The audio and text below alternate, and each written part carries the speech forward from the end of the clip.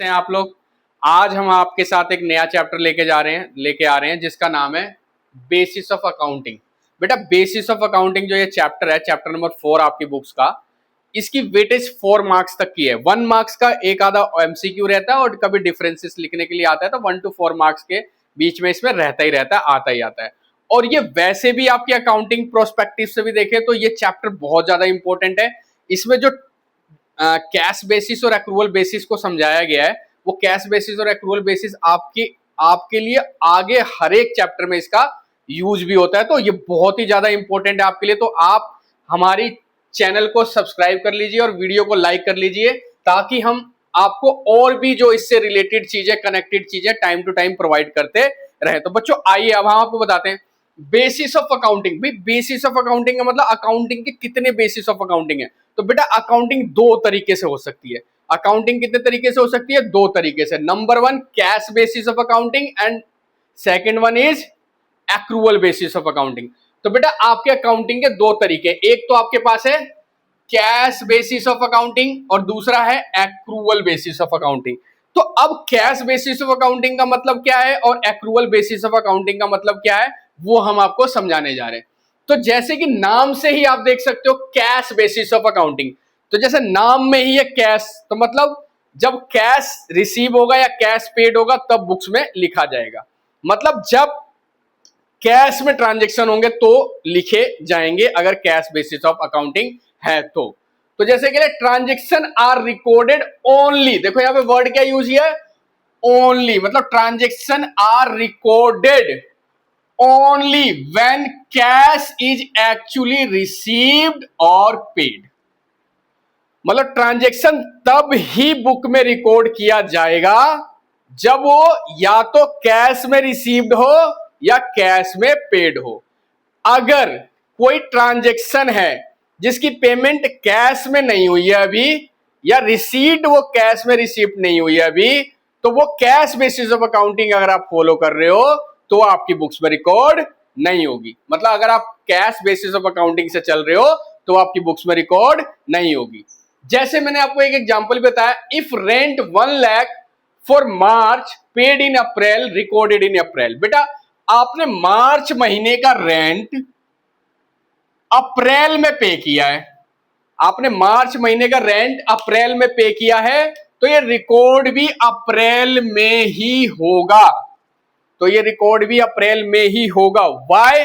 Because you are follow cash basis of accounting. Cash basis of accounting ये बोलता है कि ट्रांजैक्शन तब ही रिकॉर्ड होगा जब वो पेड या रिसीव्ड कैश में होगा।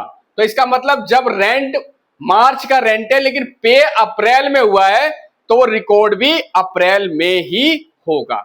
अब आइए हमारा दूसरा जो है एक्रूवल कॉन्सेप्ट। तो बेटा चैनल को लाइक और सब्सक्राइब जरूर कर लीजिए। नेक्स्ट एक्रूवल पे आइए। एक्रूवल क्या बोलता है? Transaction are recorded when they are due. बेटा यहां पे क्या बोल रहा है? ड्यू। देखो दोनों जगह पे बड़ा फर्क है। यहां पे क्या बोल रहा था कि जब कैश, यहां पे वर्ड आया था cash, cash is actually received और पेड, और यहां क्या बोल रहा है? When they due. मतलब जब भी आपका कोई ट्रांजेक्शन है, transaction are recorded only when they are due, whether cash is received, paid और नॉट पेड। चाहे कैश रिसीव हो, कैश पेड हो या कैश पेड ना हो। मतलब अगर आपका खर्चा ड्यू हो गया है तो वो बुक्स में रिकॉर्ड होगा, चाहे वो कैश में पे हो या ना हो। जैसे मैं इसी एग्जांपल को नीचे लेके जाता हूं।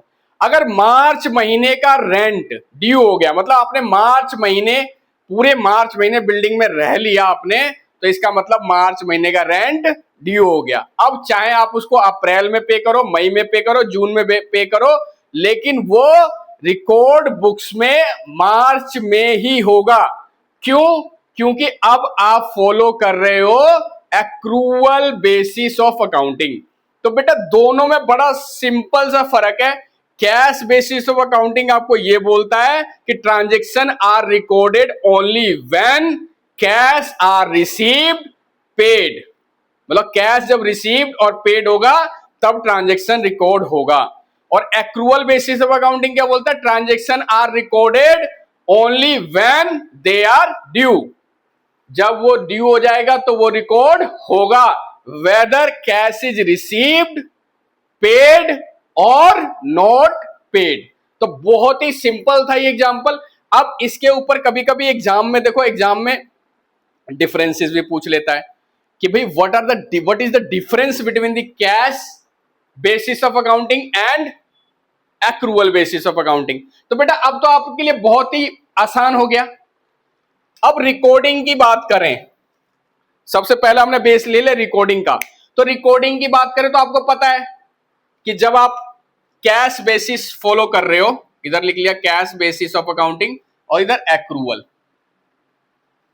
तो जब आप cash basis of accounting follow कर रहे हो तो व्हेन कैश इज रिसीव्ड और पेड, जब कैश रिसीव और पे होगा तब वो बुक्स के अंदर रिकॉर्ड होगा।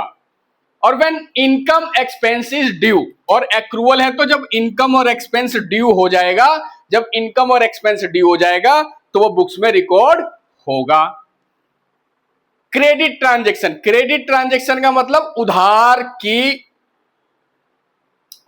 ट्रांजेक्शन, उधार के ट्रांजेक्शन कैश में नहीं आएंगे। अगर if you are following cash basis of accounting, any credit transactions not recorded in here, यहां पे कोई भी क्रेडिट ट्रांजेक्शन रिकॉर्ड नहीं होगा। लेकिन आपने अगर accrual basis of accounting follow कर रहे हो तो कैश ट्रांजेक्शन भी यहां पे रिकॉर्ड होगा और यहां पे नहीं होगा। नेक्स्ट एक्यूरेसी की बात करें तो लेस एक्यूरेट है। ये लेस एक्यूरेट का मतलब ये उतना सही नहीं एक्यूरेसी देगा, मतलब अकाउंटिंग में उतना एक्यूरेट पिक्चर नहीं आएगी आपकी। जो प्रॉफिट एंड लॉस अकाउंट बनेगा कंपनी का उसकी एक्यूरेसी नहीं आएगी। बट यहां पे मोर एक्यूरेट है, ये मोर एक्यूरेट है। क्यों? क्योंकि यहां पे हर तरीके के ट्रांजेक्शन को रिकॉर्ड कर लिया जाता है, तो इनकम एक्सपेंस बिल्कुल एग्जैक्ट फाइंड आउट हो सकती है। सुटेबिलिटी, ये कौन से लोगों के लिए सूट करेगी या किस ऑर्गेनाइजेशन के लिए सूट करेगी। तो बेटा कैश बेसिस ऑफ अकाउंटिंग हमेशा स्मॉल बिजनेस फॉलो करते हैं, जिनके छोटे छोटे व्यापारी होते हैं वो इसको फॉलो करते हैं कैश बेसिस ऑफ अकाउंटिंग को, और साथ साथ में एनजीओ वगैरह भी कैश बेसिस ऑफ अकाउंटिंग को फॉलो करती है।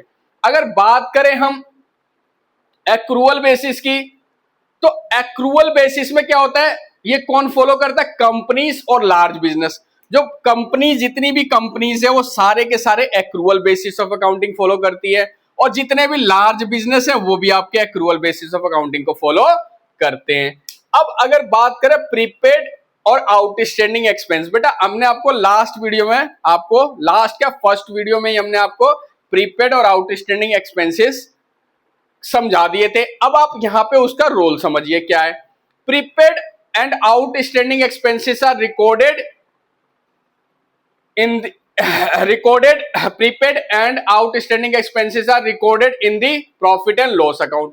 बेटा जो भी प्रीपेड और प्रीपेड है, आउटस्टैंडिंग है, वो आपके पीएनएल में रिकॉर्ड होते हैं, but prepaid outstanding expenses are not be adjusted. बेटा कहने का मतलब क्या है, सिंपल सी बात है, सिंपल सी बच्चों, जब प्रीपेड और आउटस्टैंडिंग एक्सपेंस की बात करते हैं तो बेटा सबसे पहले देखो यहाँ पे लिखते समय मैंने इधर लिख दिया, ये आपका जो जाएगा इस तरफ जाएगा, ये एक्रूअल का था और ये आपका कैश बेसिस का था। तो जो प्रीपेड और आउटस्टैंडिंग का मतलब है, यहाँ पे आपको पता है कि आउटस्टैंडिंग एक्सपेंसेस क्या होते हैं, जो खर्चा अभी हमने, खर्चा ड्यू हो गया लेकिन पे नहीं हुआ है। तो बेटा जो खर्चा ड्यू हो गया लेकिन पे नहीं हुआ है तो वो कहां पे जाएगा, वो जाएगा एक्रूअल में। तो मतलब प्रीपेड और accrual profit and loss account में आएंगे। अगर if you are following accrual basis of accounting तो प्रीपेड और एक्रूअल दोनों आपके प्रॉफिट एंड लॉस अकाउंट में आएंगे। बट अगर आप cash basis of accounting follow कर रहे हो तो prepaid outstanding expenses are not adjusted. बेटा अब ये ध्यान रखना, ये जो चीज है ना, ये मैं यहीं पे लिख देता हूं, ये वाला जो टर्म्स है ये कैश बेसिस ऑफ अकाउंटिंग के लिए लिखा है, कैश बेसिस ऑफ अकाउंटिंग। मतलब कैश बेसिस ऑफ अकाउंटिंग में prepaid outstanding expenses are not adjusted, इसको एडजस्ट नहीं करते हैं। मतलब जब आप cash basis of accounting follow कर रहे हो तो प्रीपेड और आउटस्टैंडिंग एक्सपेंस को एडजस्ट नहीं करोगे। लेकिन जब आप एक्रूअल, और ये बेटा एक्रूअल है, ये एक्रूअल है, यहाँ पे जो लिखा है इस सिर्फ ओनली मैं इसकी बात कर रहा हूं जिस पे स्टार लगाया, बाकी ये सारे के सारे यहाँ पे सही लिखे हैं बोर्ड पे। ये जो स्टार लगाया लास्ट वाला ये उधर जाना था और ये इधर आना था, उस पे बात कर रहे हैं। तो प्रीपेड और आउटस्टैंडिंग एक्सपेंस जो है वो अगर आपका एक्रूअल बेसिस ऑफ अकाउंटिंग होगा तो अप्लाई होगा और कैश बेसिस ऑफ अकाउंटिंग में अप्लाई नहीं होगा। तो बेटा ये था हमारा बेसिस ऑफ अकाउंटिंग। जो बेस ऑफ अकाउंटिंग में मैं आपको 1 मिनट और लेता हूं, 1 मिनट में सिर्फ मैं आपको बता देता हूं जो भी इसकी समरी है। कैश बेसिस ऑफ अकाउंटिंग का मतलब होता है मेरे बच्चों, कैश बेसिस ऑफ अकाउंटिंग का transaction are recorded in the books only when cash is received और पेड। मतलब कैश जब रिसीव और पे होगा तभी बुक्स में रिकॉर्ड होगा, जब आप cash basis of accounting follow कर रहे हो। एक्रूअल बेसिस ऑफ अकाउंटिंग में transaction are recorded when expenses are due whether cash is received और नॉट रिसीव। चाहे कैश रिसीव हो या ना हो, इफ एक्सपेंसेस आर ड्यू आपकी बुक्स में उसकी रिकॉर्डिंग होगी। तो ये दो छोटी छोटी सी बातें बताई थी। अगर आपके डिफरेंसेस बात करोगे तो डिफरेंसेस में क्या ये कैश है, ये आपको समझ में आ ही गया। तो बेटा आपको कैसा लगा ये चैप्टर?